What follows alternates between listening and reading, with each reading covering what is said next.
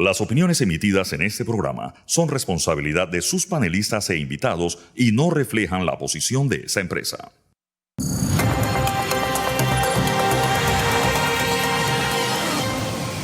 Esta semana el gobierno declaró el estado de emergencia ambiental por sequía prolongada, dio responsabilidades a varios ministerios y asignó fondos para atender las afectaciones y tomar las medidas para enfrentar un problema que tocará a fondo durante la próxima estación seca. También aumentaron las denuncias por la demora o la mala calidad de los servicios médicos que prestan las instituciones de salud, particularmente las que forman parte de la Caja del Seguro Social.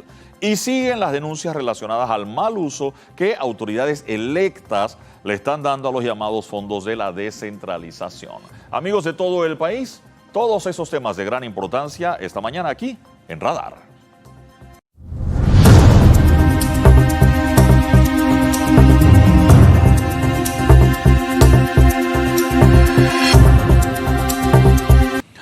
Amigos, esta mañana está con nosotros el ministro de Desarrollo Agropecuario porque justamente en la semana el Consejo de Gabinete aprobó declarar el estado de emergencia producto de la falta de lluvias. Y entendía el proceso, ministro, usted lo había explicado, es el ministro de Ambiente quien hace la presentación, digámoslo así, junto al Instituto de Hidrología ante el Gabinete y toman una decisión, ¿verdad? Correcto, sí. La ministra encargada de Ambiente, la licenciada Laguna, sustentó ante el Consejo de Gabinete las razones por las cuales tenemos la posibilidad de más de un 80% que se dé el fenómeno del Niño, el cual afectaría la regularidad y la cantidad de lluvias. Y según el informe de meteorología del INPA, esto va a crear una situación de escasez de agua, sobre todo para el verano del 24. Así que en base a esa situación y que tenemos que prepararnos, sobre todo para la seguridad alimentaria, el tema del abastecimiento de agua humana, el Consejo de Gabinete aprobó y da unos fondos, aproximadamente 35 millones, asignándonos 10 al Ministerio de Desarrollo Agropecuario, 10 al Ministerio de Ambiente, 10 al IDAN, y el otro entre Meteorología y la Dirección de Energía. Así que eso nos permite tener recursos, utilizarlos de manera más rápida, siempre manteniendo la transparencia y acelerando el proceso, ya que nos queda prácticamente de 3 meses para tener los abrevaderos, la siembra de caña, productos, etcétera, capacitar a los productores para que nos estemos preparando para este posible y ya ha anunciado cambio climático, que es el Niño, donde se calientan nuestros océanos en el Pacífico y las lluvias se dispersan y crean menos lluvia en nuestros países. Ahora, voy a eso. Aquí estuvo la ingeniera Calzadilla hace unos programas atrás, ¿verdad, doctor Ritter? Y ella nos explica que va a llover, pero que va a llover menos y eso no afecta el verano del otro año. Pero ahora mismo, en este momento, hay denuncias de vacas que se están muriendo y reses y las situaciones. ¿Esa declaración de emergencia impactará la situación de hoy, sobre todo en la región de Azuero, ministro? ¿O eso es para la preparación de lo que viene? No, ya nosotros desde hace más de un mes, antes de la declaración de emergencia, el MIDA, el sector agropecuario, veníamos trabajando con la doctora Calzadilla y con el equipo y no esperamos la declaración de urgencia para dar apoyo sobre todo en el arco seco. El arco seco es uno de los lugares que menos llueve en Panamá, aproximadamente de 1.000 a 1.200 milímetros. En la zona atlántica del país tenemos alrededor de 4.800. El promedio de la zona pacífica es 2.800 y el problema serio es el arco seco. Ahora, es importante y yo siempre he señalado que nosotros tenemos que prepararnos sobre todo para esta situación en agua y en pastos, y efectivamente hay algunos sectores que se ven afectados por el calor, han sido los menores. Para nosotros ya ha habido una regularización en las lluvias con un atraso de 15 días, está lloviendo en la mayor cantidad de regiones, hemos seguido con el proceso de entregar pastos, ensilajes, forrajes, sal, minerales, sobre todo a aquellos pequeños y medianos productores que no se les acabó el alimento Y yo pienso que ya en el mes de junio tenemos que tener una normalización que permita llegar a efectos más positivos hacia el sector agropecuario. Doctor Ritter. Ministro, la declaratoria de emergencia, ¿qué otras implicaciones tiene fuera de los recursos que usted ha señalado de el manejo de los recursos más la asignación misma de los recursos a los diferentes ministerios e instituciones? ¿Qué otras implicaciones o medidas de urgencia trae consigo la declaratoria de emergencia ambiental? Sí, licenciado Ritter, la declaración de emergencia nos permite como gobierno alinear las instituciones al Ministerio de Desarrollo Agropecuario, al Ministerio de Ambiente y al IDAN, tomar las acciones necesarias para que se aceleren todos los procesos de apoyo, alinear a través de las juntas técnicas a las instituciones para que colaboren en este plan y sobre todo agilizar los recursos que tenemos.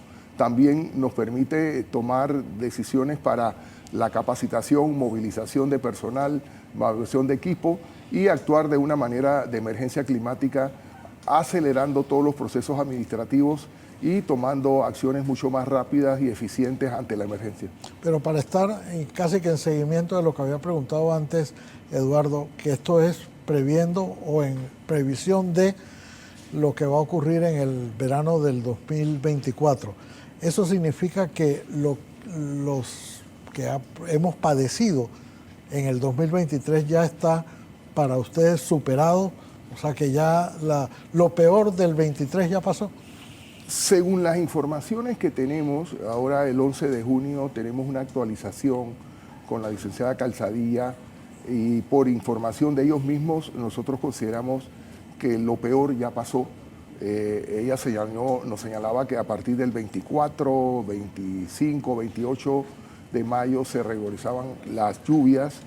Nos ha informado que ya tenemos la intervención atmosférica de la primera situación de tormenta que indica que hay mayor cantidad de agua, mayor nubosidad y también la intervención intertropical ya está sobre el país, que es la que marca el inicio de la temporada. Entonces tenemos que revisar mensualmente los pronósticos.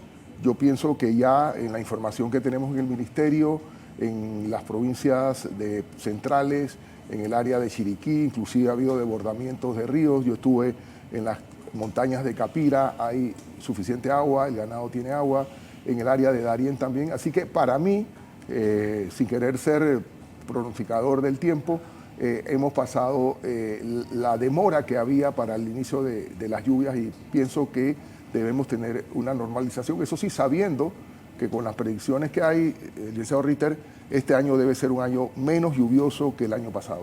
¿Qué tanto, yo no quiero echarle la culpa a los productores, ministro, pero qué tanto tuvimos una sequía y un periodo prolongado y qué tanto es responsabilidad del mismo productor que se haya preparado o no se haya preparado? Es decir, yo recuerdo una frase suya que nosotros sembramos arroz al ruego más que al riego, ¿no? Y vamos, no podemos seguir sembrando arroz en chuzo en el 2023 cuando tenemos una situación que amerita actualizarse también y algo de tecnología, ministro. Yo quiero ser franco y a mí no me gusta manejar por el retrovisor. Yo creo que tenemos que mirar todo hacia el futuro. Pero si nosotros analizamos el comportamiento en los últimos 15 años hacia el sector agropecuario, ha sido un sector que ha sido la cenicienta. Por el contrario, con el proceso de la OMC y la globalización, se afectaron muchos rubros con las exportaciones excesivas de productos del sector agropecuario, carne, leche, etc. Y yo soy del criterio que prácticamente el sector agropecuario fue bien afectado en su rentabilidad. Si nosotros no tenemos un sector agropecuario en el cual se proteja, se incentive la productividad, la eficiencia, que sean sectores rentables, que el productor gane dinero, porque este es un negocio, nadie va a invertir en un sector que piensa que va a desaparecer, que no tiene la protección del Estado, que las importaciones subsidiadas y que son favorecidas por las grandes potencias lo afectan. Yo pienso que estamos en el momento de recuperar ese sector, de apoyarlo, de meter genética, de meter productividad, mayor producción, y de esa manera entonces podemos exigirle a ellos mayor organización. Nosotros hemos tenido reuniones con Aragán, tenemos que hablar más de genética, de productividad, tenemos que meter mayor carne en la vaca en menos tiempo, mayor leche en la vaca en menos tiempo, y ese es el objetivo. Y mientras logremos eso, yo creo que vamos a tener que seguir apoyando al sector, haciéndolo rentable y sostenible para que ellos realmente puedan entonces invertir en tecnología. Esperamos este año con el plan y lo que hemos avanzado de que los productores, como yo digo, un productor preparado no se le secan las plantas ni se le muere el ganado. ¿Hay resistencia o se consigue eso? No, yo creo que se consigue. Mira que nosotros hemos hecho giras y hemos puesto a muchos productores como ejemplo. Lo que han hecho son pequeños productores. Yo fui donde Novi Calderón, en el Cortezo de Natá, una finca de más de 70 hectáreas con 60 reses. Tenía dentro de 3 semanas corte del pasto mejorado a Alicia, le habían caído 3 lluvias y ya el pasto estaba recuperado, pero lo que él señalaba, el pasto necesita fertilización, necesita producto, tiene uno de los abrevaderos más grandes del país en la finca, tiene un pozo de agua, entonces creo que ese es el objetivo que tenemos que lograr en cada productor, de hacerlo, y yo creo que estoy seguro de que los productores ven la rentabilidad y la eficiencia como una manera de hacer dinero. Nadie quiere que se le muera su vaca, que se le afecte la producción de leche, pero sí tenemos que caminar más al que el gobierno dé, a que el gobierno subsidie, a que haga un paternalismo, a que busquemos fondos y recursos que hagan sostenible la actividad y que el mismo productor sea el motor de su desarrollo y de su competitividad. Doctor. Ministro, hace unos meses hubo el clamor especialmente creo que por el lado de los porcicultores, de la necesidad o la conveniencia de, ellos hablaban de renegociar el Tratado de Promoción Comercial con Estados Unidos, que recibió una respuesta contundente y creo que inequívoca por parte del gobierno de los Estados Unidos de que el TPC no era renegociable. ¿Cuáles fueron las medidas alternas para superar lo que se creía que se podía superar con una renegociación del TPC que ya no se dio? Bueno, don Ritter, usted siempre ha sido un estudioso y experimentado negociador con los Estados Unidos. Y verdaderamente a mí me sorprende la actitud de los Estados Unidos ante una América Latina que se debate entre la pobreza, la miseria, la estabilidad social y la estabilidad política.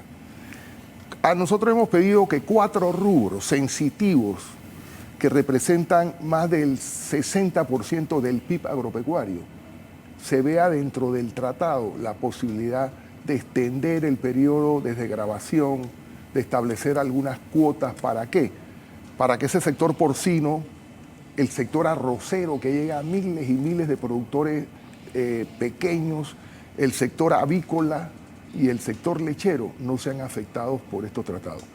Estos tratados se negociaron en contra de la OMC. Nosotros habíamos declarado sensitivos esos productos y debieron establecerse cuotas, pero se les entregó al mercado y en Estados Unidos, con asimetrías inmensas que no podemos competir, nos pusieron y nos obligaron a un tratado que yo siempre llamo, en el caso agropecuario, impositivo. Entonces, yo pienso que en este momento somos uno de los pocos países que restablecemos estabilidad. No somos generadores de migrantes hacia los Estados Unidos y yo veo con buenos ojos que se renegocie o se revise el tratado, pero no han dicho rotundamente que no, lo que creo que es una desacertada decisión del gobierno americano y una mezquindad para América Latina y Panamá.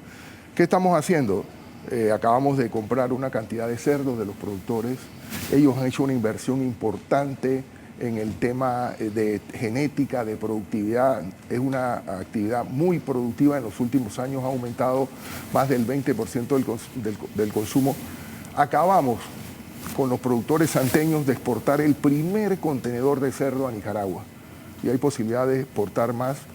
Y acabamos de recibir la noticia del embajador Haikan en China Popular, en Beijing, que este mes debe estar llegando a Panamá la misión del Ministerio de Aduana para aprobarnos las plantas panameñas que podemos exportar cerdo hacia China. Siendo uno de los mejores mercados del mundo en consumo de puerco y 1.500 millones de habitantes, yo pienso que por esa vía pudiéramos dar un apoyo significativo a los productores porcinos de Panamá. ¿Qué tanto tenemos que hacer de educación en ese sentido? Por ejemplo, el que va a comprar cerdo. El cerdo panameño es de muy buena calidad, pero cuando la gente va vía el cerdo importado o cerdo nacional, simplemente ve el precio de uno que es más barato que el otro y no va a medir la calidad. Pasa igual con el pollo, pasa igual con otros productos panameños que son de muy buena calidad y que a lo mejor la gente se guía por el precio y no necesariamente va a buscar la calidad del producto y a lo mejor pagas esos centavos más por libra, pero que van a compensarse con la calidad que uno no la ve, pues. Yo siempre cito a Martí, nuestro vino es amargo, pero es nuestro vino. No, pero en el caso del cerdo y el pollo, el vino nuestro es buen vino. Yo lo digo en el tema de la cuestión económica. Mira, nosotros tenemos los mejores productos en calidad y frescura. El pollo se produce cada día y se vende cada día fresco. El cerdo es lo mismo. Y lo más importante, licenciado Ritter y Lin Yuen, es que tenemos que entender que somos un país de 4 millones de habitantes. Cuando tú traes un cerdo importado, te genera un empleo y medio. Cuando tú produces una pierna de cerdo en Panamá, te genera 8 o 9 trabajadores. Y cuando compramos esos productos en Panamá, hay una cadena agroalimentaria que genera empleo y que es lo más importante para mí. El sector agropecuario es la paz y la seguridad social. No podemos seguir empobreciendo el agro para que la gente venga a las ciudades a llenarnos en las barriadas populares donde hay mucha droga, hay bandas, etc. Yo creo que nuestra política de Estado, como lo estamos haciendo en la ley del PADE, tiene que ser apoyar a los sectores agropecuarios. Entonces, ¿qué hay otra cosa? Hay una competencia desleal con los productores panameños. Se importa cerdo congelado, pollo congelado y se vende descongelado, como si fuera fresco competiendo realmente. Nosotros hemos hablado con el Ministerio de Salud, la directora de aduana, estamos trabajando en esa dirección, también evitando su facturación y que se cumplan las medidas sanitarias y los etiquetados. A veces el productor no sabe ni qué está comiendo porque el etiquetado viene en chino, viene en ruso, y yo creo que nosotros tenemos que tener una política como Estados Unidos, Israel, defender la producción nacional, porque la comida es la paz y el trabajo que generamos en el sector agropecuario nos genera estabilidad social. ¿Cómo incentivamos eso en el sector agropecuario también? Y la tecnología, ministro, a ver, el abuelo despierta al muchacho 15 años a las 4 de la mañana para ordeñar una vaca, para sacarle 3 litros a la vaca para venderlo a peso subsidiado. Mientras que en Utah el señor se para no a las 5 ni a las 4, se para como a las 6:30, conecta la vaca a un ordeñador, se va a tomar café y la computadora le manda un mensaje al celular para que vaya y regrese. Vamos, así no es lo mismo y con razón el pelado de 15 años se quiere venir para la ciudad a trabajar de otra cosa y dejar el campo cuando hay la oportunidad de tener la tecnología y usar esa tecnología, mira, ¿no? Para que no abandonen el campo tampoco. Mira, yo he llegado en estos 4 años, si llego al 1 de julio de ser ministro, de estar 30 años en el sector agropecuario, en el sector avícola, que lo que nosotros tenemos que hacer es hacer rentable la producción de alimentos. A mí me extraña cuando tú compras un refresco motivador y pagas $100, $250 la botella, se llenan los estadios de artistas internacionales, de repente te compras un zapato, una cartera X marca, y nadie le duele. Cuando vemos que se sube un centavo en la leche, se cayó el gobierno, es lo más, si sube el arroz. Entonces, nosotros como consumidores tenemos que valorar que podemos tener reloj, podemos tener zapatos, podemos tener todo, pero al final tenemos que comer 3 veces al día. Lamentablemente, alguna gente no lo puede. Y para que eso se dé hoy en día, con el problema de los sistemas agroalimentarios afectados por el COVID, la guerra de Ucrania, el incremento inmenso de los costos de transporte, de los insumos agropecuarios, nosotros no podemos exigirle al productor si no lo hacemos rentable. Eso que tú dices, yo lo vi en Natá de los Caballeros. en la finca Don Arcelio. Ganó el premio del mejor productor del año otorgado por el MIDA y ganó la medalla Arturo Melo Sarasqueta, el mejor productor de Panamá, con una inversión en leche con más de 200 vacas girolando, produciendo un promedio de 20 litros por vaca. Yo fui a verlo, se le alimenta con pasto, tiene riego, tiene todo. Un sistema israelí de monitoreo por tecnología, donde aparece el litraje que produce, si está en celo, qué comió, cuánto pesa, y tú vieras la belleza de eso. Además tiene una finca de agroturismo. Entonces yo creo que sí podemos, pero efectivamente, ver el sector agropecuario con seriedad y con una política de Estado estratégica, porque el alimento es la paz de la seguridad social, y apoyar con programas transparentes el sector agropecuario. Para mí el productor tiene que ponerse los pantalones largos, no podemos estar de qué tengo yo, qué me tienen para mí, el subsidio, sino que entremos seriamente a ver la producción y que el Estado lo vea como hace Israel, como hace Estados Unidos, como hace Europa, como un programa de sostenibilidad social y política para nuestros países. Antes de cerrar, había algunas amenazas. Veíamos en la edición estelar un tema de un hongo en el ñame, y creo que había otros productos que había algunas advertencias sobre eso. ¿Qué información nos tiene, ministro? Bueno, igualmente la doctora Calzadilla y los técnicos nuestros de sanidad animal, vegetal, nos han advertido a nivel mundial de que con estas alzas de temperaturas, altas humedades, etcétera, se están replicando y saliendo nuevas enfermedades y mayor ambiente para la propagación de estas enfermedades. Entonces tenemos que estar alerta. Tenemos la influenza aviar, la fiebre porcina africana, el fusuario número 4 que afecta seriamente a banano y plátano. Tenemos también otras enfermedades, y ahora en la región de Darién ha salido esta bacteria, ya los técnicos nuestros están allá, así que todo ha cambiado, es una crisis climática.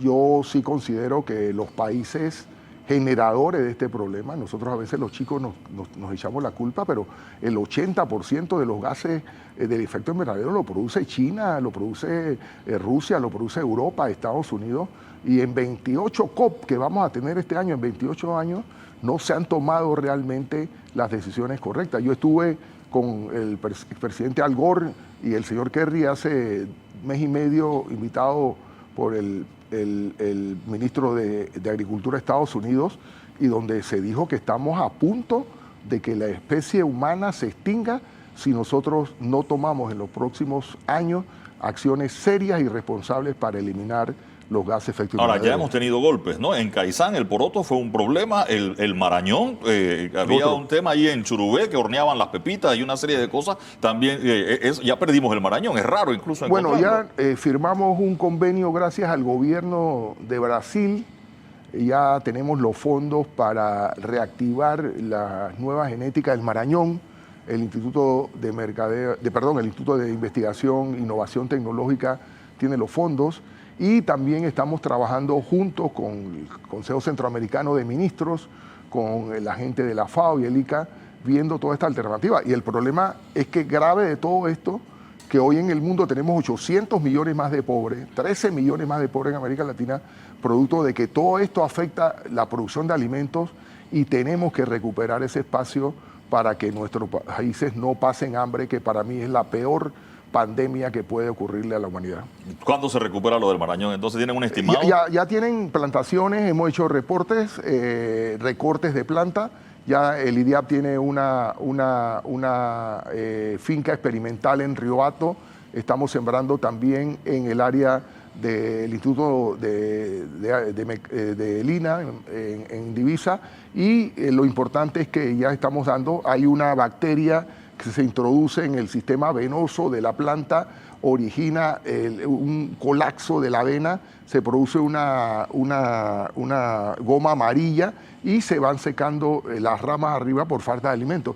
Entonces se está combatiendo la bacteria, buscando En Brasil ya tienen genéticas resistentes y estableciendo mecanismos de poda, control y fumigación para los productores. El problema del marañón es que no es un producto comercial, sino que se ponen las cercas, etcétera. Lo que nosotros queremos ahora con esto es hacer del marañón un producto comercial con valor agregado y sobre todo manejar la pulpa y la pepita, que tienen un alto valor en el mercado O internacional. sea, que no sea solo la cerca del potrero, sino que también sea Ok. proyectos rentables con el marañón. Me quedo con eso, gracias al ministro Valderrama por acompañarnos esta mañana. Aquí en el radar, declaración de emergencia entonces, 35 millones, 10 los va a manejar el MIDA. Correcto. De esos 35 millones. Con la seguridad de que van a ser transparentes y van a llegar a los más pobres y necesitados del sector agropecuario. Cada vez que se habla de estado de emergencia y que se use la plata rápido, eso genera algunos temores, ministro. Bueno, yo sí, mejora. Yo lo que siempre señalo en el Ministerio de los 4 años, que nosotros, la mayor responsabilidad de nosotros como persona y como funcionario público es hacer transparente los fondos que lleguen al sector y que en eso todos los funcionarios. Y el que no cumpla con esa medida, nosotros tenemos ya más de 121 denuncias puestas en el Ministerio Público por acciones incorrectas de productores, de funcionarios, de empresarios contra los fondos de Estado que maneja el Ministerio. Gracias, ministro, por acompañarnos esta mañana. Con eso vamos a la pausa y enseguida regresamos con más del radar.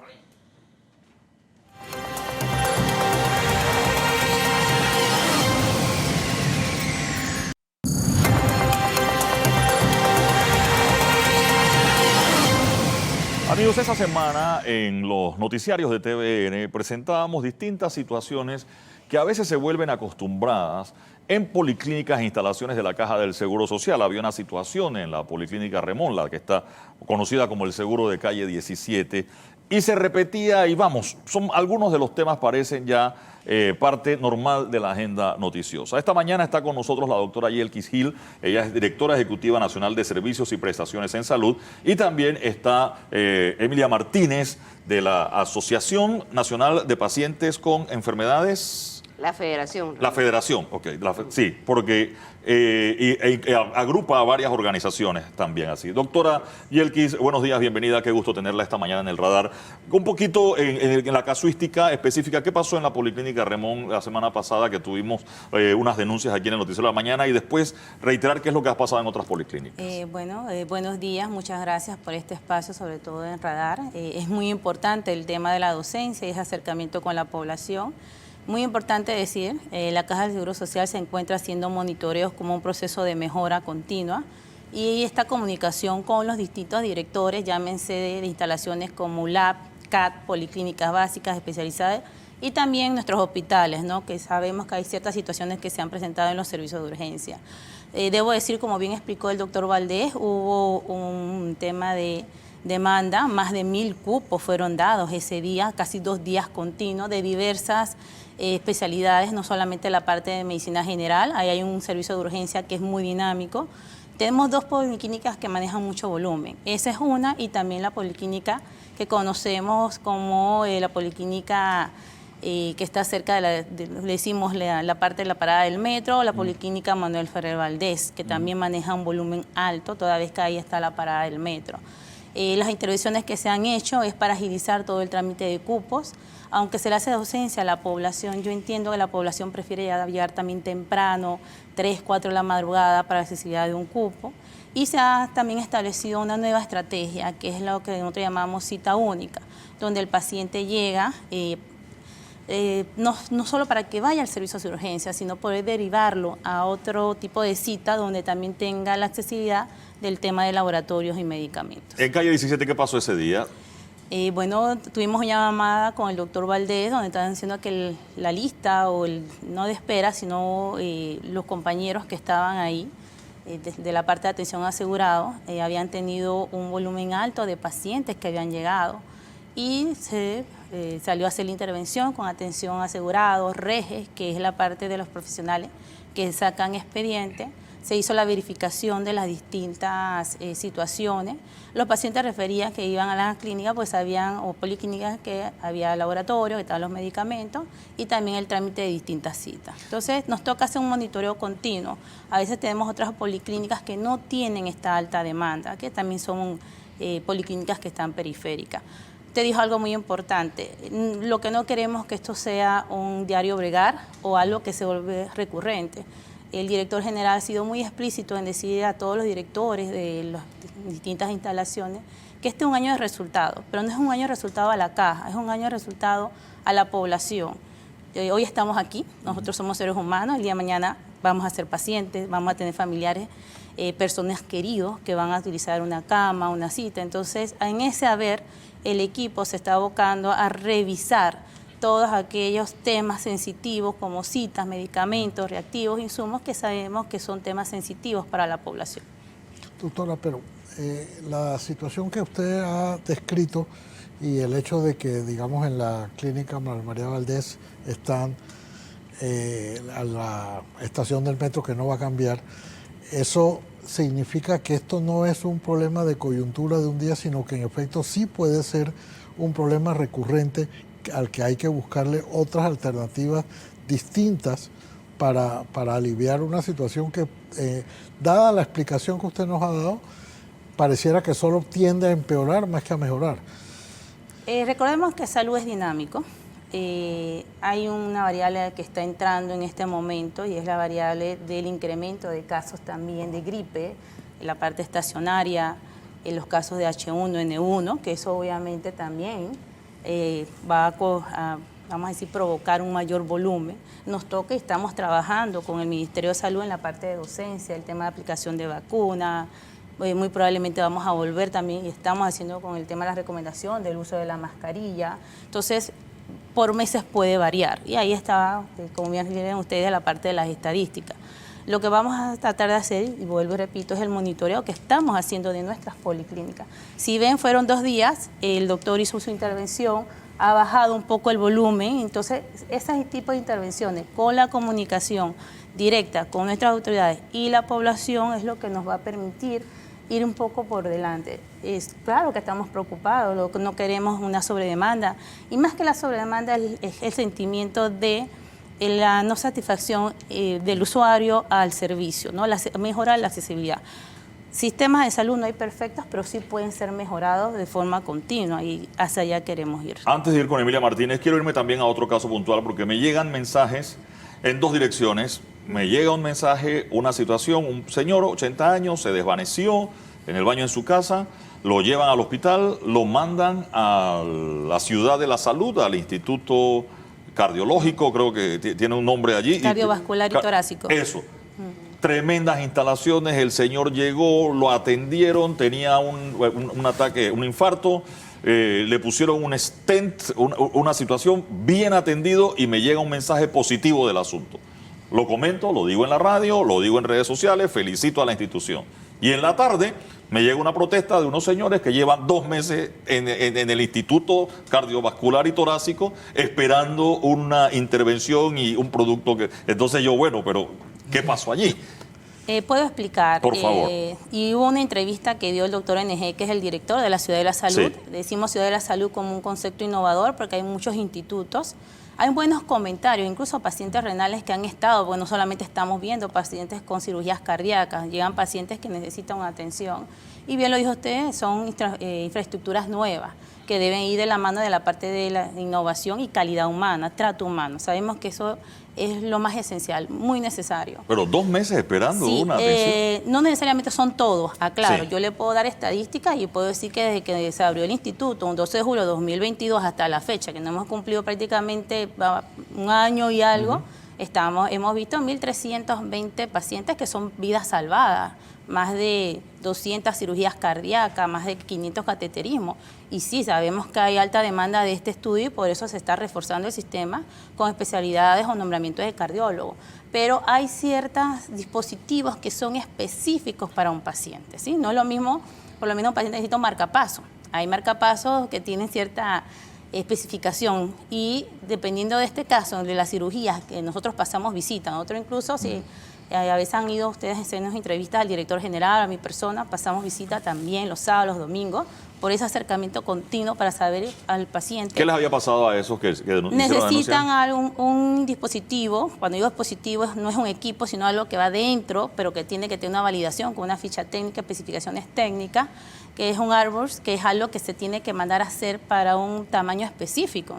Y es a la medida. Es a la medida, entonces no lo tenemos. Recordemos que nosotros aquí en Panamá somos un país en la parte de producción de medicamentos, dispositivos, que estamos ahorita en un caminar, vamos a decirlo, y nos toca obviamente apoyarnos muchas veces de aquellas empresas. Nosotros no hablamos de nombres, sino de proveedores que traen un medicamento. Se hace todo el tema del proceso de compra y hay que esperar que el dispositivo llegue. Pero mientras tanto tenemos que tener al paciente, porque si nosotros mandamos a ese paciente para su casa, la ansiedad de la familia, que si le va a pasar algo, no es lo mismo que esté en el hospital con los especialistas, con la parte de las enfermeras que pueda dar. Una vez estos equipos están llegando, porque estos dispositivos están cerca ya, se les coloca y se les pone, y por lo menos sabemos que es un dispositivo que le va a dar calidad de vida a ese paciente. Es decir, que una vez colocado, la sobrevida mejora 5 o 10 años.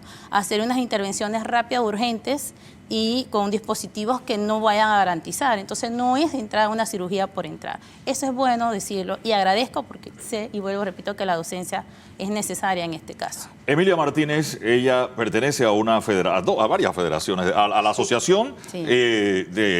Y a la federación. Para que no, yo sé que usted tiene más contacto con pacientes y seguramente tienes más preguntas que yo o conoces más situaciones de las que yo tengo.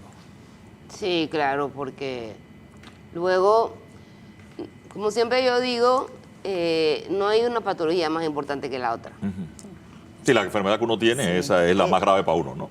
La que me duele a mí, Sí. esa es la más importante. Y uno, como una manera, como líder, tienes que siempre tener eso claro, que pues hay que apoyar a todas las patologías y todas las necesidades. Y claro, imagínate, un señor de 80 años que se desvanece, que consigue esta atención. Yo conozco la Ciudad de la Salud y de Sí. verdad, o sea, cuando yo entré, yo dije, Al fin. Ojalá. No tiene punto de Vamos para allá. comparación. Ojalá que no lo Sí. ocupe nunca, ¿no? Ok. Pero bárbaro. Pero entonces hoy pregunto en el grupo para venir informada, ¿me Sí. entiendes? Información fresca. Digo, ok, dígame por favor qué medicamento falta, quién ha tenido problemas de atención. Y me dice una paciente, una triste operación de un quiste de ovarios, tiene años esperando por una operación. De pronto puedo pensar que no es tan importante como un señor que se cayó que tiene un problema cardíaco. Claro.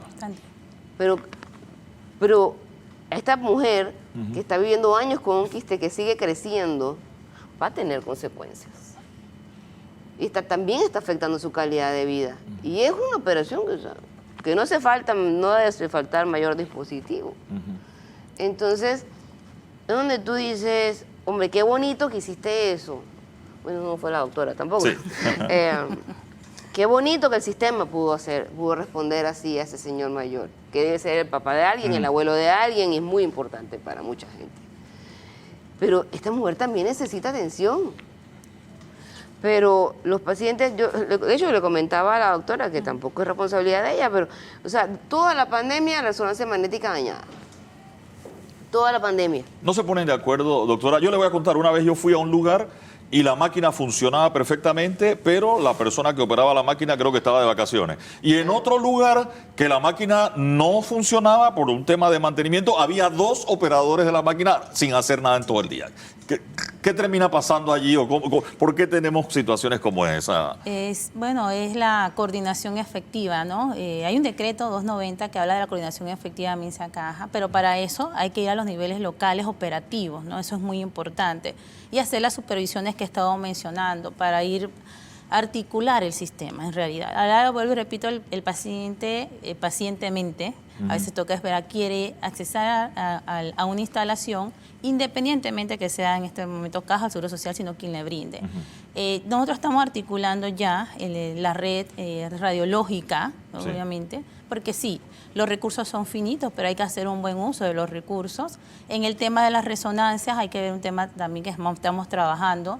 De mantenimiento, estamos viendo el diagnóstico de recursos, estamos trabajando, tenemos una alta, digamos, la Caja de Seguro Social tiene una alta demanda de pacientes, sobre todo asegurados, beneficiarios, no hacemos distinción, claro que no, uno Sí. no puede hacer distinción por si el paciente tiene o no tiene seguro, sino la parte de la atención.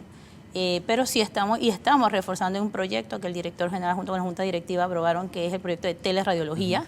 Esto nos permite a nosotros optimizar y poder hacer los estudios, hacer cambios en estos equipos, llámese resonancia, CAT, mamografías, cosas esenciales, como bien menciona la licenciada, que son importantes sobre todo para la mujer. Porque es cierto, toda patología única para mí. No, pero es que yo traigo y le pregunto, y le voy a poner otro ejemplo que me llegó. Este señor le iban a hacer una colonoscopía.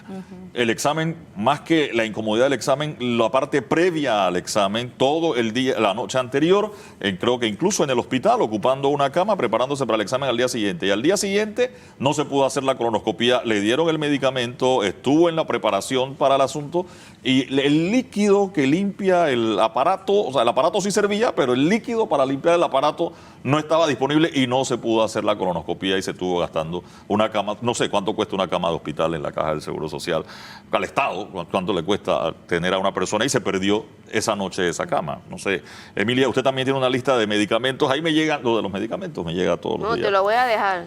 Tengo 29 medicamentos. ¿Pero son medicamentos raros o son medicamentos? No, pero para nada. Mírate que el último que tengo en la lista es el complejo B.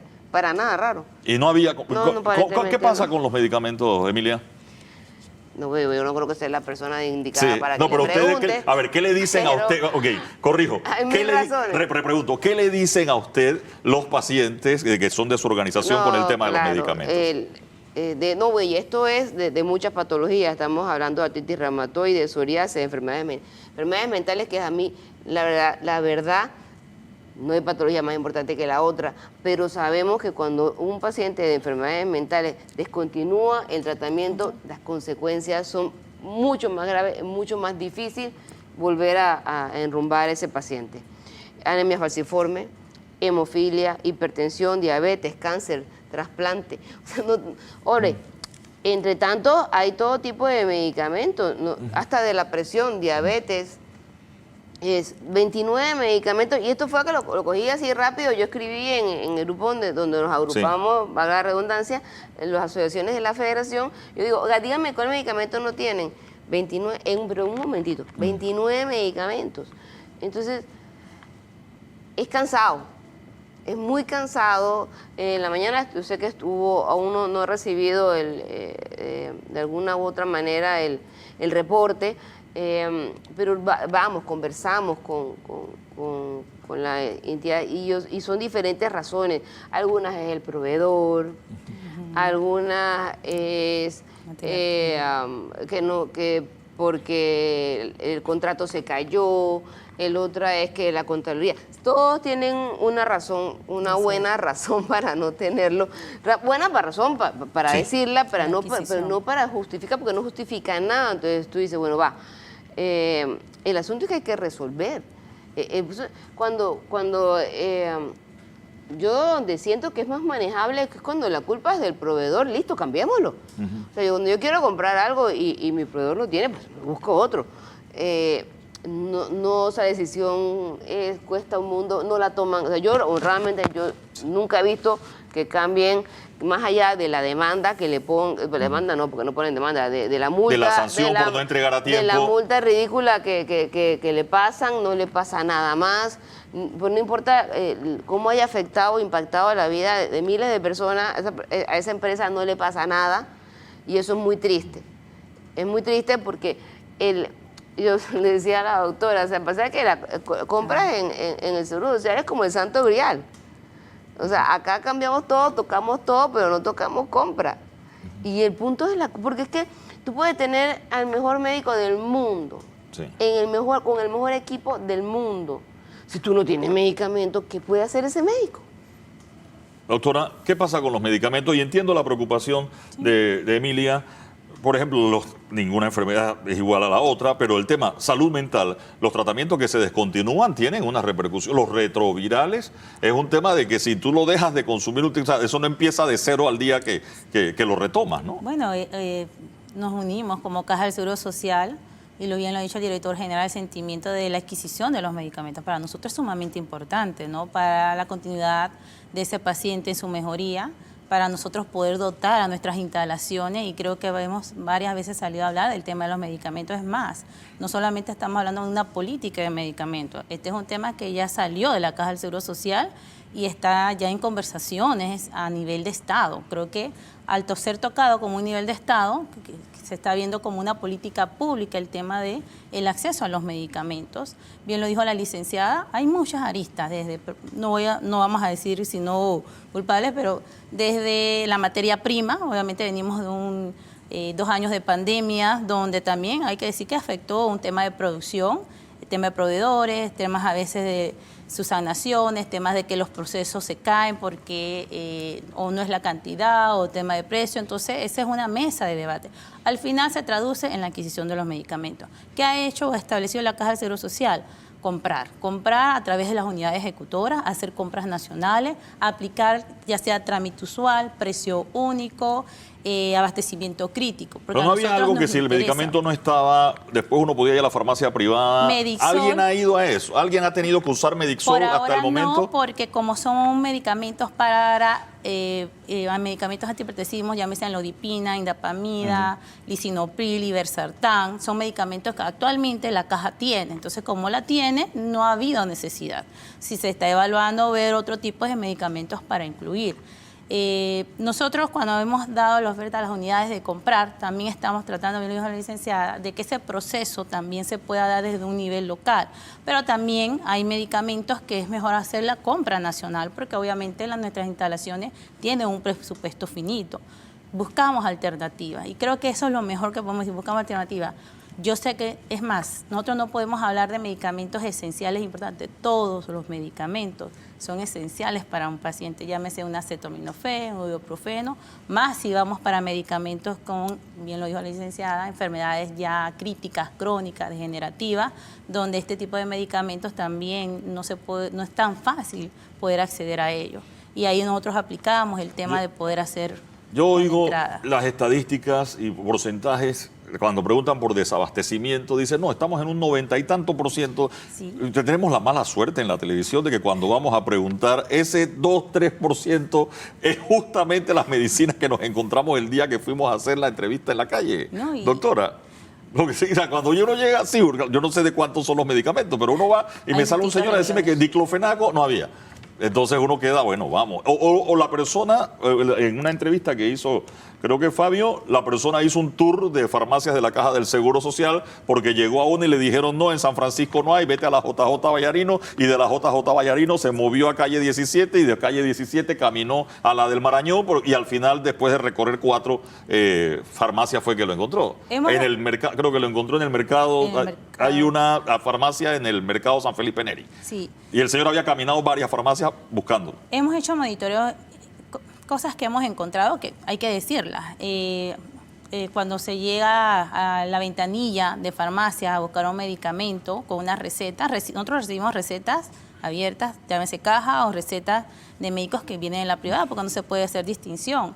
Y a veces se le dice al paciente, no hay este medicamento, pero no hay porque no está en la lista de los medicamentos que tiene la caja, o la receta también viene con un nombre comercial, muy difícil porque el reglamento no lo permite. Esa es una de. Dos, a veces, como bien dice usted, dentro del monitoreo el medicamento está en los almacenes, pero entre esos ciclos logísticos de abastecimiento que se da de los distintos renglones, porque hablamos de medicamentos, pero son renglones de adquisición que se hacen según las cantidades, según la demanda y las estadísticas, y nosotros podemos programar para pacientes ahorita de la Caja de Seguro Social. Pero vuelvo y repito, si nos llega también un paciente no asegurado en una de nuestras instalaciones articuladas, nosotros tenemos también que dar respuesta, no podemos decir no hay. Entonces, adicional a esto, por ejemplo, usted habló de los medicamentos retrovirales, nosotros compramos también con la Caja del Seguro Social, pero también hay algunos que los recibimos a través del Ministerio de Salud, con la Organización Mundial. Entonces, hay varios temas que nos llevan, sí, a una situación que es preocupante, claro, el tema de los medicamentos de la dotación. Decir al 100% es tener todos los renglones. Hay medicamentos que son de alta rotación, y estos medicamentos de alta rotación para pacientes hipertensos, diabéticos, llámese pacientes con dolores,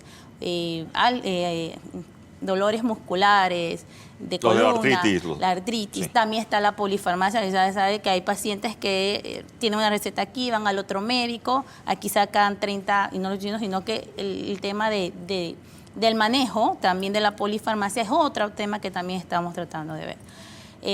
Como digo, el señor director está muy interesado, ha dado instrucciones directas de la adquisición de medicamentos. Primero estamos haciendo todo el tema del precio único como una compra global. ¿Eso ya está? Sí, ya está. Okay. Adicional a esto, lo estamos trabajando, aquí ha estado anteriormente la doctora Donderis, que la licenciada la conoce, personas comprometidas también cuando se ha trabajado ese tema. Adicional a nuestros directores con sus unidades que compren, ¿no? Para evitar, en la medida de lo posible, que un renglón haga falta. Emilia Martínez. Sí, es que a mí, yo pregunto, ¿cuándo van a hacer la licitación? Porque es que dicen que es que no tienen dinero. No, para hacer una licitación de precios únicos, lo primero que hay que tener la certificación presupuestaria, si no, eso no caminaría. O sea, que uno puede tener la plata, pero no la certificación presupuestaria. Tenemos las dos. Ok. Tenemos las dos. ¿Tienen el dinero? Tenemos el dinero. Voy a decir que usted me dijo que tenía el dinero. Sí. No, mi nombre está grabado. Así y queda grabado aquí que dijo que tenía el dinero. Está grabado. No, la preocupación, usted, el caso de las organizaciones de pacientes que ustedes tienen, muchas veces son medicamentos muy específicos. Adicional. Y usted explica, y algunos muy caros. Adicional. Y que si no se tiene un día o se acaba el suministro del mes, en el momento que les toca la reorden, puede ser complicado tener que ir al sector privado a buscar el medicamento. No sería complicado, sería imposible. Sí. Sería imposible. Ni siquiera los venden en privado. Yo no pudiera, si mañana, bueno, hay uno de los medicamentos que se están, y tampoco no nos han querido dar mayor respuesta, no hay, que no se va a acabar, yo sé que se va a acabar. Por eso pregunto cuándo es la licitación, porque está fuera de eso. Y ese medicamento en cuestión no puedes comprarlo. Si yo mañana, todos esos pacientes que usan ese medicamento tuvieran que pasar, di tú que nos ganamos la lotería y tenemos mucho dinero, y porque cuesta $1000, van a ir a comprarlo, lo cual ya es un sueño de opio, no van a tener en dónde. O sea, no hay se los van a vender. No, porque son medicamentos eso que tienen no cierto... no es Nolon. ¿Cuál es de Fingolimón. Ah, ok. Sí, El Fingolimón. No sé de qué están hablando, porque imagino que es un medicamento muy específico. Pero para entender eso, es decir, vamos, un medicamento de $1000, no lo puedes ir a comprar. No. Y por eso no te lo venden tampoco. Exacto. Ni lo pueden comprar y también para las cantidades, por eso es que hay... El estudio, la planificación es lo que las unidades pueden comprar localmente y lo que es mejor comprar a nivel nacional, porque a la larga tenemos que hablar de economía, de escala, ¿no? E incluso ha habido experiencias anteriormente donde Caja y Misan se han unido para poder ser competitivos, vamos a decirlo, hacia afuera y traer este medicamento, porque cuando se busca la adquisición de un medicamento, estas empresas no solamente tienen Panamá y la mía, son otras. Pero esos medicamentos están en Panamá. De hecho, el proveedor llamó y digo, oiga, yo tengo el medicamento aquí esperando, pero no le presta a la Caja del Seguro Social y paga. No, y vamos, es administración pública, no se lo puedo mandar a la Caja del Seguro Social y págueme después, ¿no? Yo quisiera poner mi aval, decir, dáselo, que tú lo vas a pagar, no puedo. Entonces, ¿qué problema, no? Me quedo con eso. Gracias a Emilia Martínez, gracias a doctora Gil por estar con nosotros esta mañana compartiendo el tema de la Caja del Seguro Social. Vamos, el tema es largo y siempre habrá distintas situaciones. Y el tema de la salud en la Caja del Seguro Social es por el contacto principal del panameño con la Caja del Seguro Social. Por ejemplo, tenemos un debate pendiente con el tema de invalidez, vejez y muerte, pero el panameño, ese no es el tema que ve con la Caja del Seguro Social día a día, sino es cuando va a buscar un medicamento o cuando va a buscar la atención médica. Con eso vamos a la pausa y enseguida regresamos con más del Radar.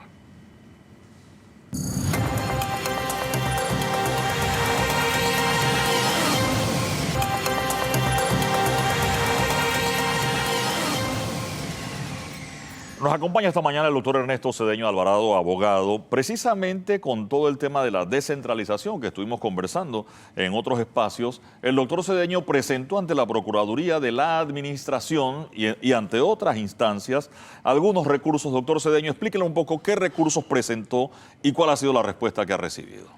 Bendecido domingo, bendiciones Panamá, en Dios hay esperanza. Mira, yo creo que es importante que el ciudadano panameño, inclusive el extranjero que está aquí en nuestra tierra, presente las acciones que correspondan para que se haga la investigación.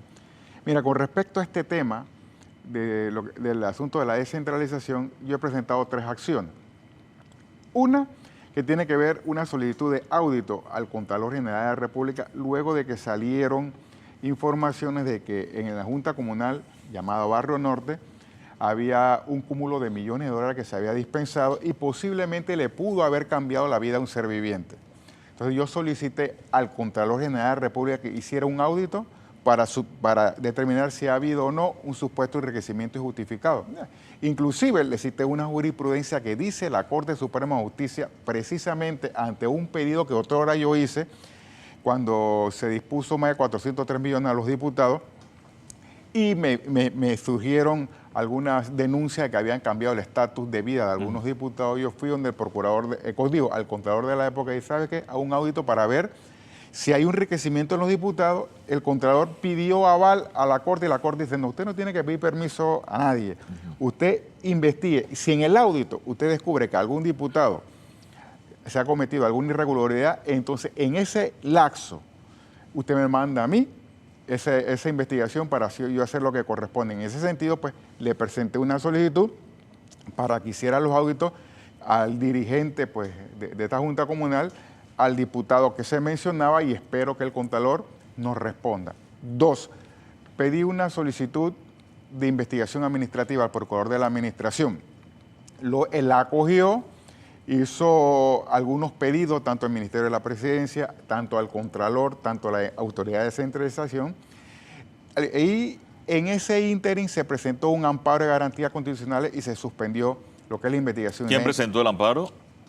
El representante legal de la Autoridad Nacional de Descentralización. Y nos dirá, ¿para qué usted pierde tiempo presentando situaciones al Procurador de la Administración? Mira, recientemente, el viernes... Pero a ver, usted fue al Procurador de la Administración y parece que el engranaje empezó como a funcionar. Empezó a funcionar porque inmediatamente se acogió la denuncia, se exigió rendición de cuentas a estos señores, al Ministerio de la Presidencia, al Ministro de Economía y Finanzas, al Contralor y a la Autoridad Nacional de Descentralización. Lógicamente, al acogerse la denuncia, el director de la Autoridad Nacional de Descentralización presentó un amparo y avalazo en algo pues, que llama mucho la atención. Se presentó el 29 de mayo, inmediatamente le dieron curso, lo admitieron, y el 31 de mayo el Procurador de la Administración estaba rindiendo informe de por qué su actuación, y a mi juicio eso no va para ningún lado el amparo, porque precisamente... Claro, ¿los amparos no van a la Corte Suprema de Justicia? Sí, los amparos van a la Corte Suprema de Justicia. ¿Pero no lo ve el Pleno o lo ve solo el magistrado que lo recibe? Te explico. Por favor. El asunto del amparo es el siguiente, porque el amparo puede ir a varios lugares, pero cuando es con Autoridad Nacional, Sí. y él se estaba quejando de que el Procurador de la Administración admitió la denuncia, va a una sala, va a la Corte Suprema de Justicia y se hace un reparto. En sala unitaria, si uno quiere admitirlo, un magistrado solo íngrimo lo admite y le pide rendición de cuentas, un informe de conducta al funcionario de Autoridad Nacional. Ya. Cuando va a fallar el caso, entonces sí tiene que poner a circular un proyecto a todos los magistrados. Lo que a mí se me llama la atención, yo siendo procesalista y habiendo presentado cualquiera cantidad de acciones, que eso se le haya impreso a una velocidad realmente descomunal, pero ese es el estatus y se suspendió. Y usted dirá, ¿para qué usted va a presentar acciones en la Procuraduría de Administración? Mire, recientemente, Eduardo Linjón, en una denuncia que yo presenté por el tema de los migrantes que se le estaba cobrando de un lugar a otro, los que llevaban por un transporte, el procurador determinó hallazgo, inclusive de situaciones que no había hecho bien ni tanto la Autoridad Nacional de Migración ni la Autoridad Nacional de Tránsito. Inmediatamente está compulsando copia al Procurador General de la Nación porque él considera que se pudo haber cometido delito. Yo creo que es importante motivar a los ciudadanos que presenten las acciones. Además, la Procuraduría de Administración, tú me dirás, ¿para qué tú pierdes tiempo donde yo fui? Bueno, yo te tengo que decir que sí fui al fiscal general electoral y no pisó más, por este caso, esas oficinas, mal sabor, pero bueno, yo presenté una acción también para que se investigara por supuesto delito electoral. ¿Por qué delito electoral? Primero, en cuanto al procurador de la administración, Sí.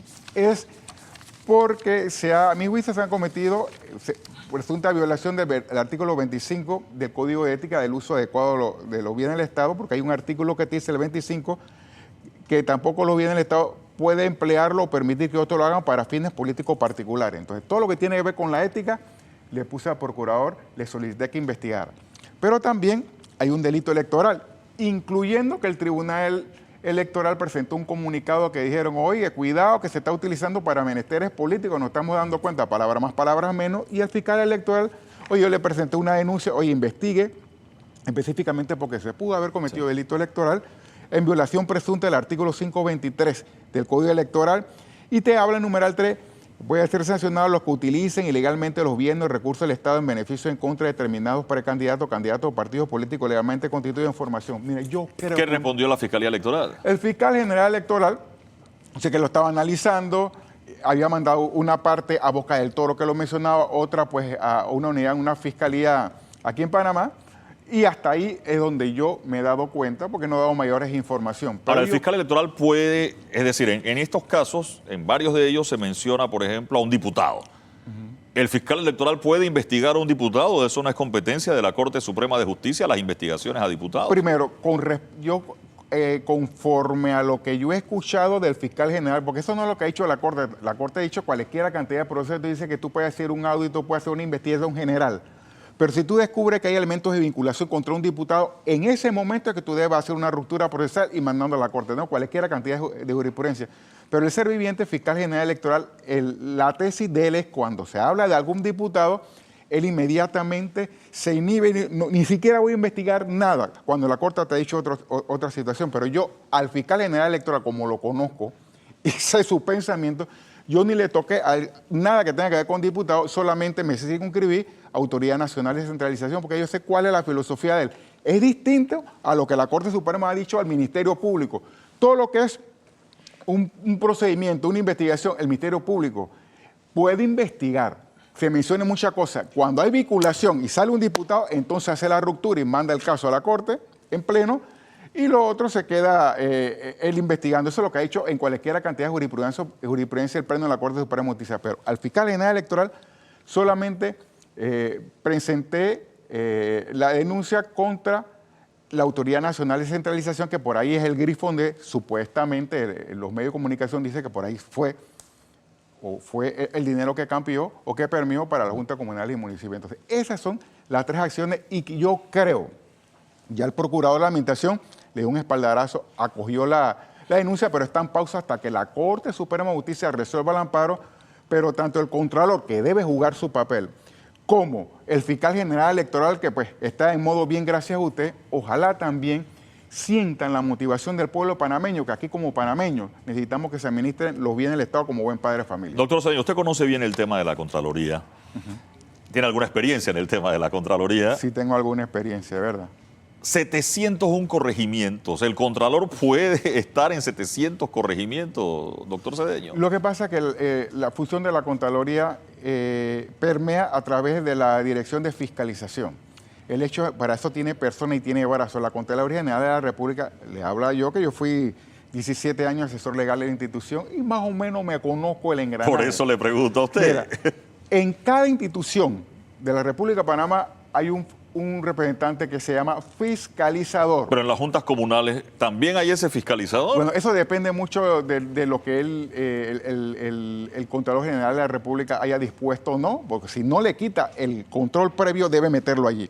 Porque hay actividades donde el señor Contralor puede decir, ¿sabe qué? Yo no ejerzo el control previo, me arrogo el derecho a hacer el posterior y entonces no tiene un funcionario ahí. Pero donde hay muchas instituciones, puede tener una fiscalización en entidades clave, en departamentos clave, pero toda la documentación, si gravita el control previo, se le tiene que llegar al fiscalizador. El asunto es este. Nunca ha habido problema con juntas comunales en cuanto a fiscalización, hasta ahora que salió a la luz jurídica una norma pues que está uno lo han cuestionado y está en proceso de trámite de inconstitucionalidad al pleno de la Corte Suprema de Justicia, pero el Contralor General de la República, conforme al artículo 280 de la Constitución, la Contraloría General de la República, de acuerdo al artículo 80 de la Constitución y siguiente y la Ley Orgánica 32 del 84, tiene la potestad constitucional de refrendar o improbar toda gestión, es decir, todo acto de manejo, todo lo que es una erogación debe darle la Contraloría a través de fiscalización, su ente de fiscalización. O sea que no puede haber excusa el hecho de que hay muchas juntas comunales, porque yo te puedo decir, hay muchos funcionarios y miles, pero por virtud constitucional sí está en la capacidad, con una Contraloría pues seria, capaz de jugar su papel, si el conductor, que es el Contralor General de la República, da las instrucciones precisas. Ese es el kit del asunto, que el conductor, para mí, en algunos puntos no ha estado a la altura de las circunstancias, pero eso no implica que no debe ejercer su papel porque la Constitución así se lo exige. Ahora, el diputado Vázquez creo que comentó que le había mandado una carta al Contralor y el Contralor le había hecho una solicitud y el Contralor le mandó una carta diciendo prácticamente eso, que no podía o que no tenía la capacidad para estar en 700 juntas comunales. Bueno, si esa es una respuesta, él por omisión puede enfrentar algún tipo de responsabilidad del Contralor General de la República. Eso no es excusa. De ahí que el Procurador de la Administración le mandó, le pidió que rindiera cuenta porque el Procurador de la Administración, está claro lo que dice el artículo 280, no es excusa de que haya muchas juntas comunales, cualesquiera cantidad de municipios y haya muchas instituciones. Eso no es excusa porque la Constitución es clara. Dura lex ex lex, dura es la ley, pero es la ley. Así que hay que ver cuál es la respuesta que da el Contralor y si en la investigación que le permiten hacer Procurador de la Administración, porque está en suspenso por un amparo que la Autoridad Nacional, el representante legal de la Autoridad Nacional de Descentralización presentó y se ha suspendido toda la investigación, veremos si el Procurador de Administración determina un hallazgo que puede ser investigado en el Ministerio Público o en la Corte Suprema de Justicia procesado. O sea, todos los funcionarios deben jugar su papel y aquí se debe administrar los bienes del Estado como bien padre de familia. Y no puede haber excusa de que hay muchas juntas comunales o yo me meto con el diputado porque tiene poder, etcétera, etcétera. Usted es Contralor, debe jugar su papel. Usted es funcionario de la Contraloría, haga lo propio. Pero aquí no se nos puede sacar la lengua y hacer mueca con el manejo de los fondos del Estado, con tanta necesidad. Aquí tú trajiste una persona hablando de la necesidad de la Caja del Seguro Social, que lo que daba es tristeza. Están tratando de rogar para que se les escuche y ahí se habla de más de 200 millones que se dispensó en juntas comunales y no, eso no puede ser que cuando había supuestamente una autoridad, nosotros nos descubrimos que al parecer, si son verdes, en el evento de que sean veraces las informaciones, que hay un manejo pues escalofriante en millones de juntas comunales. Mira, hoy, en esta semana, el viernes, estaba viendo en TVN un evento noticioso en la mañana que decía, oye, los millones que se fueron a este lugar y entrevistaba a la gente, ¿tú has visto alguna obra? No he visto nada. Y la gente, pero, oye, ni de manera preventiva. No puede ser que los millones se hayan dispensado de acuerdo a lo que salió en la información, el ser viviente que vive en esas áreas no la ve y la Contraloría echándose fresco, el fiscal general electoral en modo de descanso eterno y las autoridades no hacen absolutamente nada, no sacan la lengua, no hacen mueca y el dinero del Estado se debe respetar. Entonces, como ciudadanos tenemos que accionar. Usted actívese y exija rendición de cuentas a los funcionarios de control, porque yo creo que tarde o temprano la justicia llega y los atrapa. Hablando de eso, quiero hacer un paréntesis en el tema específico de las juntas comunales, pero usted ha hablado de la Contraloría y de su experiencia en la Contraloría. Hay un proyecto de ley con un tema de la Contraloría que cambia o parte de esa garra que tenía la Contraloría en las investigaciones que podía hacer. Usted lo ha visto, doctor Cedeño. Creo que le falta sanción del Ejecutivo nada más. Bueno, ¿no? Hay un proyecto de ley que sí ya es ley de la República, que si no me equivoco es la ley 351, si memoria no me falla, cuando llega a los 60 años ya a veces los pensamientos a veces van por un lado y a veces vienen. Creo que es la ley 351. Definitivamente es algo... Donde el Contralor dice o decide si investiga o no.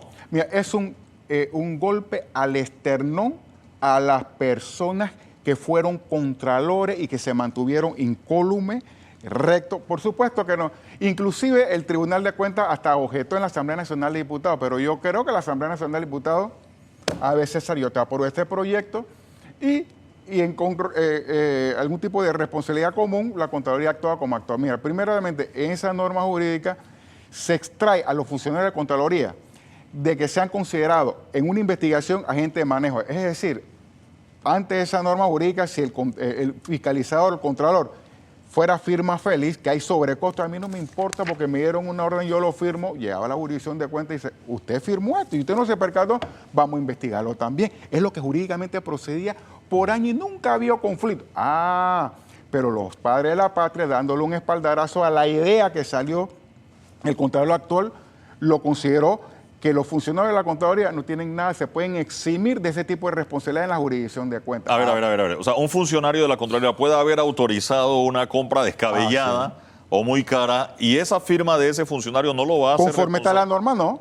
porque precisamente hay un artículo, creo que es el 46. Estoy tirando porque eso no era lo que yo vine, pero eso está por acá. Reitero que es un paréntesis. No, pero eso está por acá. Creo que el 46, 48 o 51, por esta. Por allí. Pero la norma sí te dice y lo extrae. Es una modificación a la ley 67, si no mi memoria no me falla, de la jurisdicción de cuentas, que considera que los funcionarios de la Contraloría no son considerados empleados de manejo en esa investigación. Palabras más, palabras menos. Por supuesto que hubo algún tipo de objeción cuando llegó a la Asamblea Nacional de Diputados, pero los diputados hacen lo que les da la gana. Es un artículo que a mi juicio tiene viso de inconstitucionalidad, que establece foro y privilegio, y no es que yo no aprecie a los funcionarios. Mira, los quiero.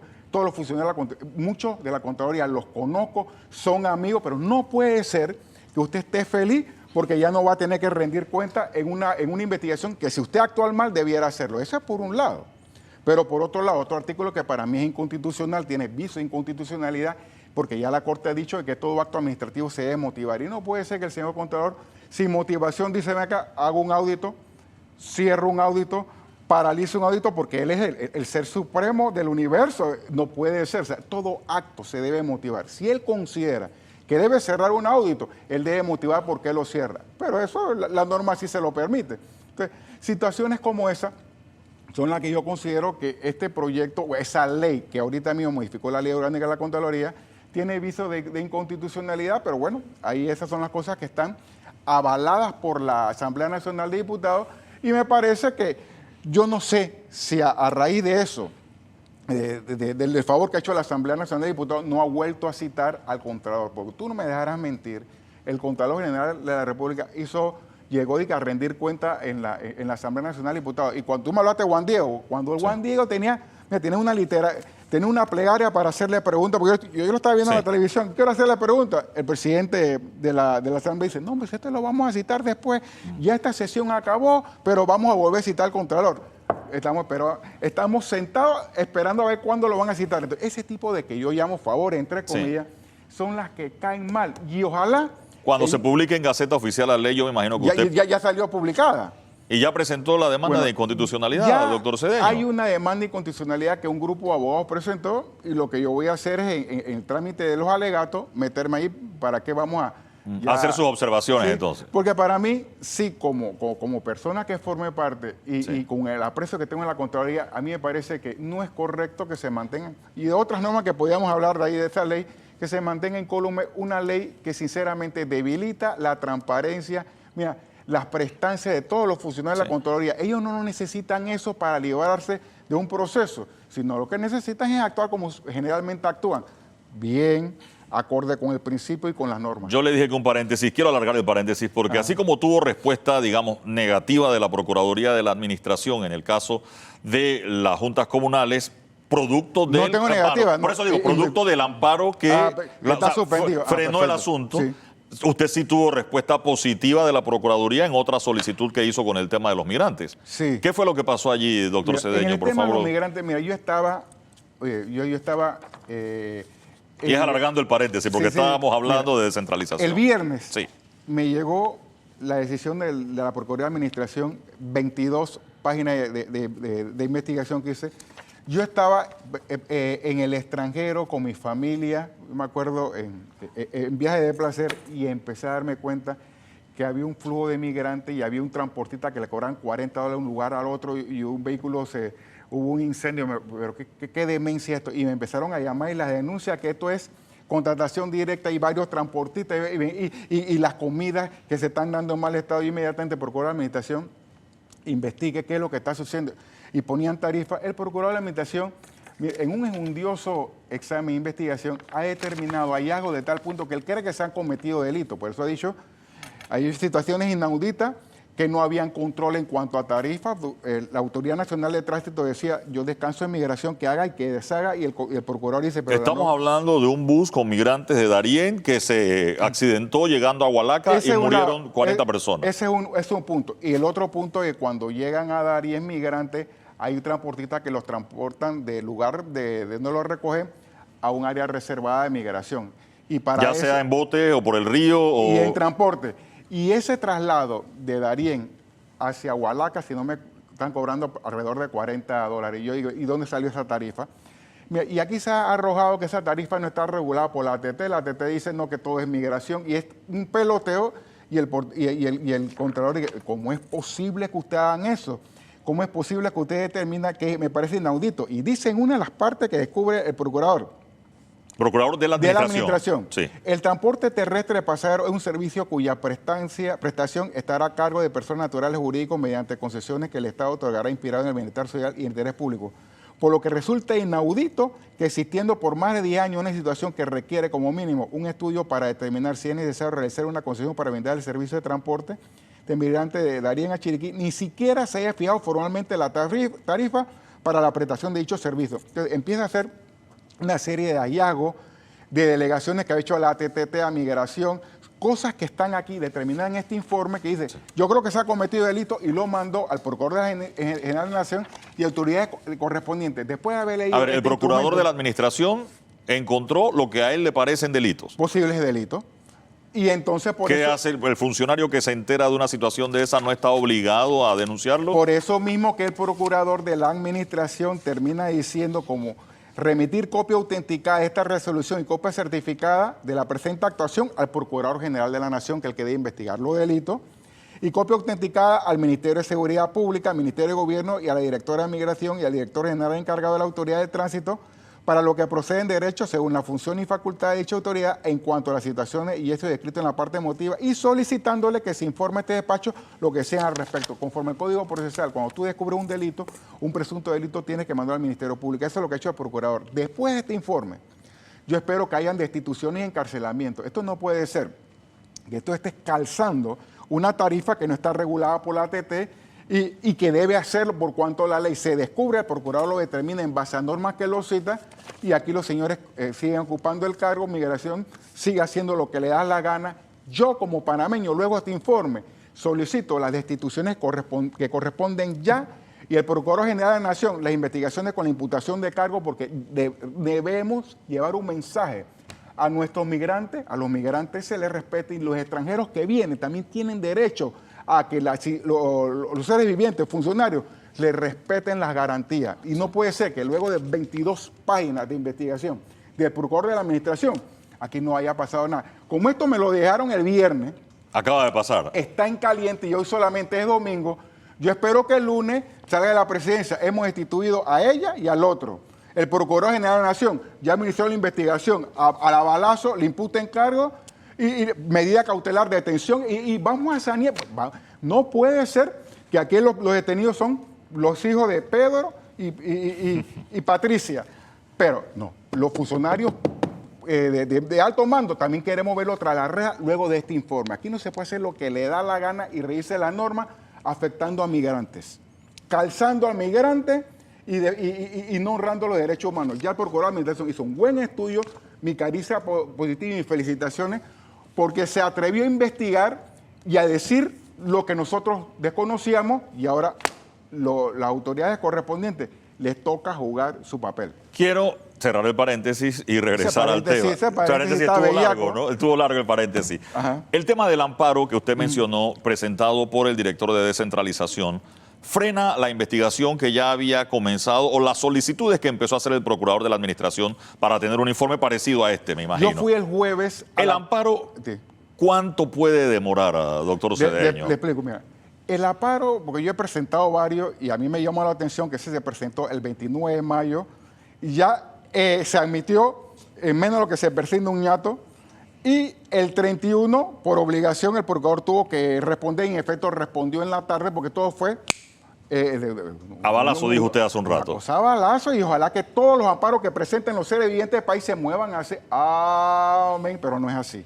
Entonces, la norma sí te habla, ya como ya el informe de conducta lo presentó el procurador, que a él se le estaban amparando la decisión de acoger, como en efecto acogió mi denuncia y la investigación, la sustanciadora tiene que elaborar un proyecto, o sea, no te puedo decir en este momento que tiene un día, que tiene 2 días, tiene que preparar un proyecto de acuerdo a la motivación, al tiempo, a la agenda que tenga ella y ponerlo a circular en los otros 8 magistrados. En esto, como esto lo hizo de una manera, pero a velocidad, yo espero que el próximo mes tengamos decisión, porque si esto es así... No, pero ella puede hacer el proyecto y los otros 8 magistrados no se pueden quedar leyendo eternamente el proyecto. No, ahí ellos pueden leer, cuando son proyectos así, ellos vamos a decir, lo ponen de manera simultánea o lo ponen, no sé cómo lo va a poner a circular. Primero, no sé cuándo va a poner un proyecto de lectura. El viernes todavía no tiene un proyecto de lectura, pero conociendo esta velocidad, quién sabe, el lunes tengo un proyecto de lectura.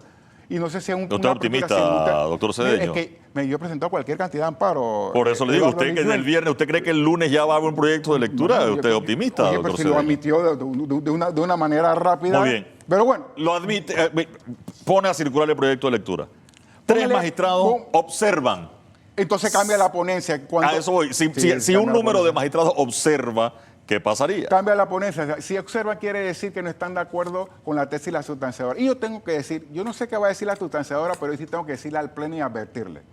Cuando yo le pedí al procurador de la administración que investigara una compra que hizo el Contralor General de la República en asunto, creo que de imagen, el Contralor presentó un amparo contra la resolución que había cogido mi denuncia, y la Corte Suprema de Justicia, mira, pausadamente vio este caso y determinó que la Procuraduría está facultada para investigar. Yo me imagino que debe venir ese proyecto de la misma manera sin inventar nada. ¿Cuánto demoró ese? Eso demoró como un mes. Ah, ok. O sea que usted es optimista de que este también pueda demorar un mes, así como el del Contralor la vez pasada. Como un mes, pero fue tranquilamente. Yo no me imagino que vaya a cambiar criterio porque ya la Corte, en pleno, usted magistrado, ustedes resolvieron eso. Las mismas causas que está presentando la autoridad, el representante legal de la autoridad, sí, para Abraham las puso aquí, así que yo me imagino que el veredicto va a ser igual, pero ¿para qué suspende? Mira, si tú eres el director de descentralización, ¿por qué tú no rindes cuenta? ¿Por qué tú tienes que presentar un amparo para que pare el otro su investigación y su análisis y esperar entonces que un tercero llamado Pleno de la Corte Suprema de Justicia resuelva cuando usted debe estar deseoso de aclarar al país? No, hombre, esos son infundios lo que sacó el medio de comunicación, porque yo he administrado esto de una manera adecuada, excelente, y eso es lo que queremos, lo que es la rendición de cuentas de nuestros funcionarios, pero sí, bueno. Me quedo con eso, gracias al doctor Ernesto Cedeño Alvarado. Ya estuvo largo el paréntesis, gracias por acompañarnos esta mañana de domingo aquí en El Radar. Veamos ahora qué tiene preparado el doctor Jorge Eduardo Ritter en el GPS.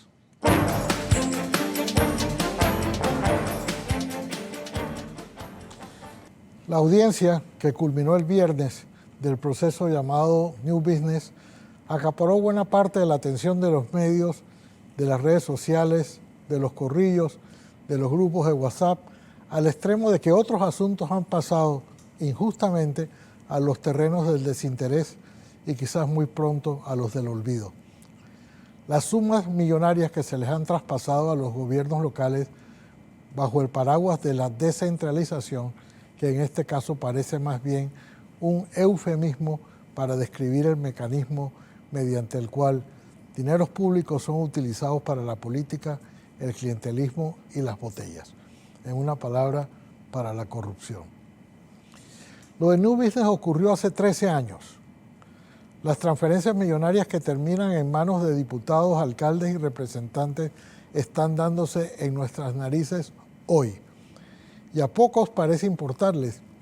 Quizás hemos perdido nuestra capacidad de asombro y, lo que es peor, la sensibilidad para indignarnos con unos atracos de magnitudes colosales.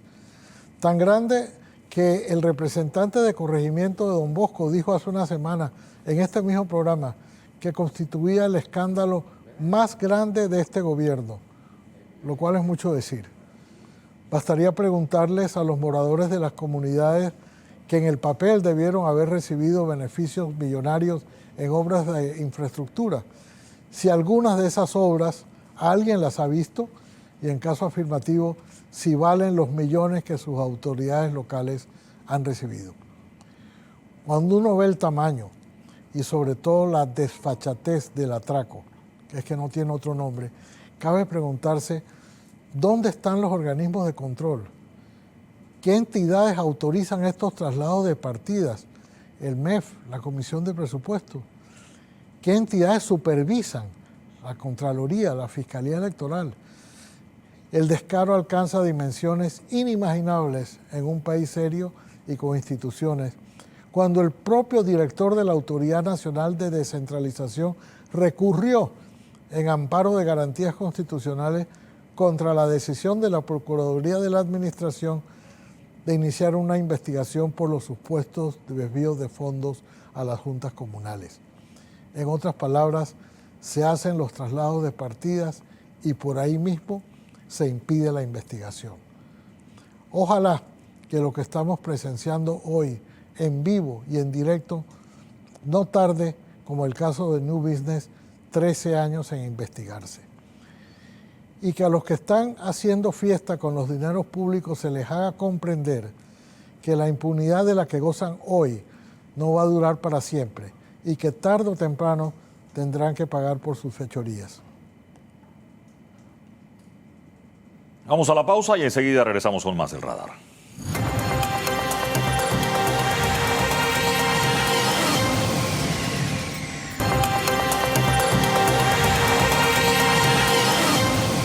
Amigos, veamos ahora qué nos dejó Hilde Sucre desde Aguadulce para la caricatura en el radar.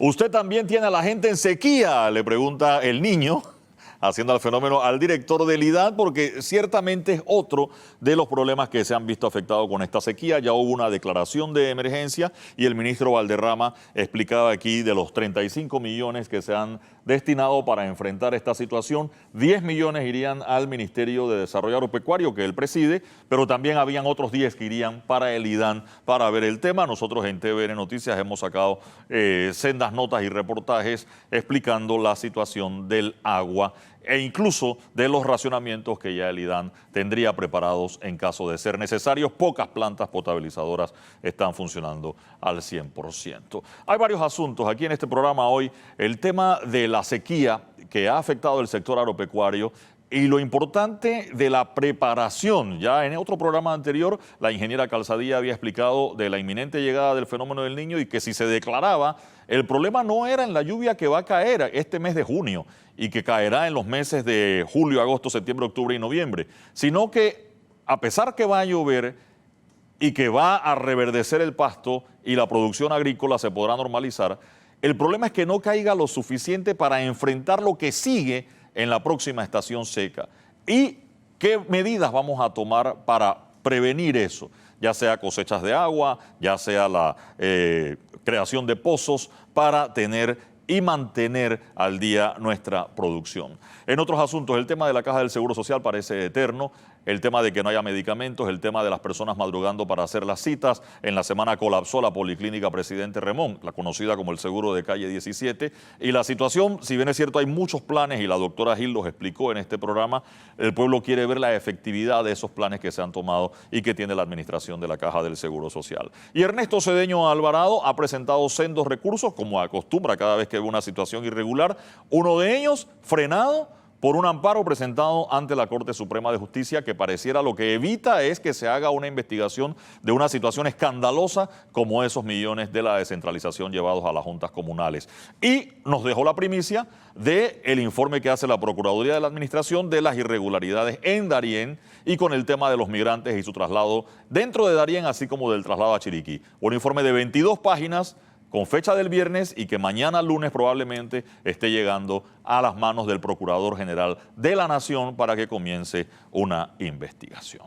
Con eso quiero recordarles, si usted busca qué hacer este domingo, no se pierda los contenidos exclusivos de nuestra página web tvn-2.com y por supuesto, en breve, ya de inmediato, Sabrina Bacal, Hablando de Frente. Vamos a estar hablando de eso aquí y por supuesto la invitación para la próxima semana nos acompaña en el radar. Buen domingo a todos.